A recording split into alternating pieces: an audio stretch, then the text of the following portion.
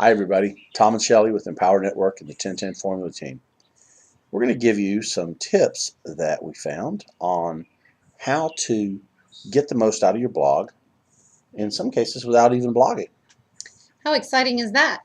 So, our first tip is to optimize your easy for me to say, optimize your past post titles.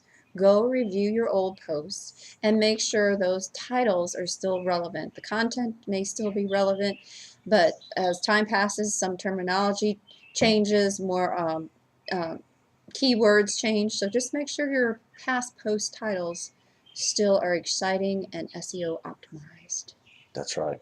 And speaking of your elephants, or your relevance as it were, the other thing that you need to optimize is your call to action. Make sure that your call to action is relevant to the whatever group you may be talking to. And while you're looking at your calls to action on your old posts, make sure your calls to actions are still relevant to your purpose. Perhaps you've had your blog for a while and your purpose of your blog has changed. So you want to make sure your calls to action are still congruent with the purpose of your blog.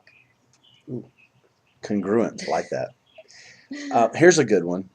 You can go back and update content on your past posts. That's a mouthful. But you can go back and let's say, for instance, that you wrote a post about a trending news story. And a week down the road or a month down the road, more information comes to light about the post that you've written. Go back and update the content on that.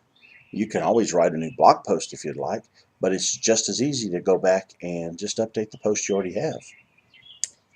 And last but not least, leverage your blog as a sales tool. We are all blogging for a purpose. Now, whether your purpose is to make sales on a product, a service, or raise money for a cause of action, make sure you are leveraging all of the real estate on your blog to support that. Your banner, your sidebar, your footers, make sure there's calls to action on those that lead to capturing your audience and turning them into leads and turning those leads into sales. That's right. Those are some quick tips. If you found this helpful, please go below and like, share, and comment. And we'll see you on the inside. Thanks for joining us today. Thanks, everybody.